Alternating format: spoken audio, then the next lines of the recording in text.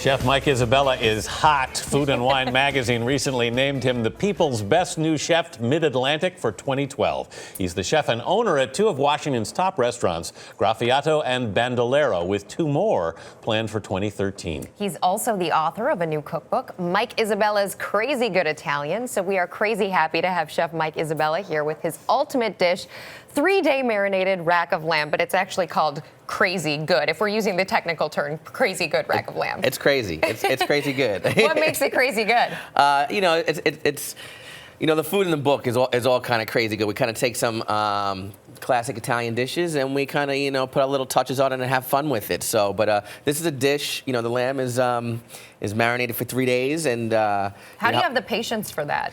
I have a big team and staff in a restaurant, but it helps tenderize it. And the lamb could be gamey sometimes. It takes away some of that gaminess, and it keeps it just nice and fresh. And with the charred grill marks on there, it's a great dish. But it does take time. You don't have to marinate it for 3 days. You can do it for a couple of hours. Hit it with a little the marinade afterwards and stuff like that. What made you pick this dish?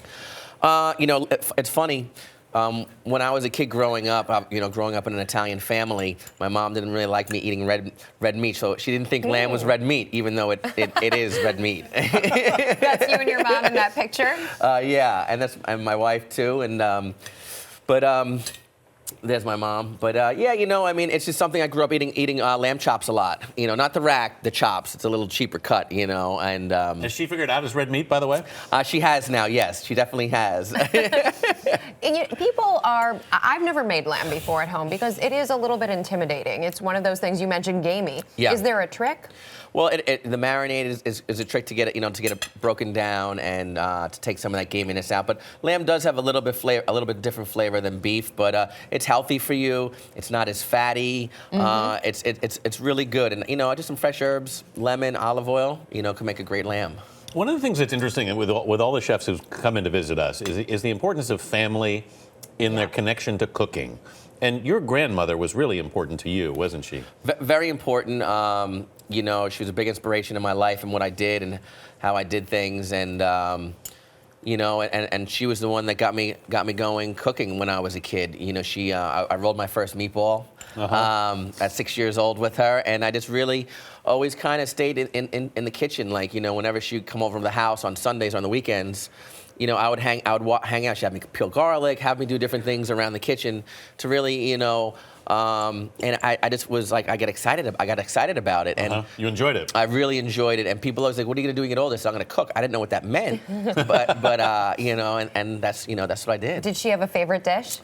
Her favorite dish was probably, it's the gravy in the Italian family. The gravy in the Italian family. And have you ever tried to recreate her gravy? 100%.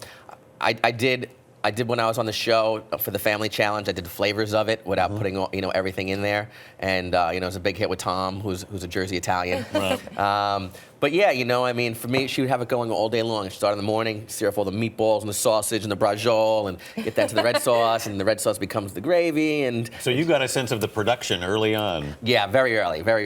So what else have you got here for us? What else are we looking at? Well, we have some roasted cauliflower with pecorino, mint, and onions. Then up front we have a baked ricotta dish. In the book I show you how to make your own ricotta cheese, or you can buy it from the store. It's really easy. How long does that take, making your own ricotta cheese? Maybe like from start to finish, an hour. Really? You just put... Because I'm obsessed with cheese, which is why I have to follow up on that. Here. Yeah, it's really just like a milk and some acid in there, some vinegar, lemon juice, or citric acid, and it separates when you bring it to a certain temperature. And then you strain out the top, then you let it rest on a cheesecloth, and all the liquid comes out, and you have that crumbly ricotta cheese. Wow. So I have that with some scallions and some speck, which is like a smoky prosciutto, and a little sabo, which is kind of like a balsamic.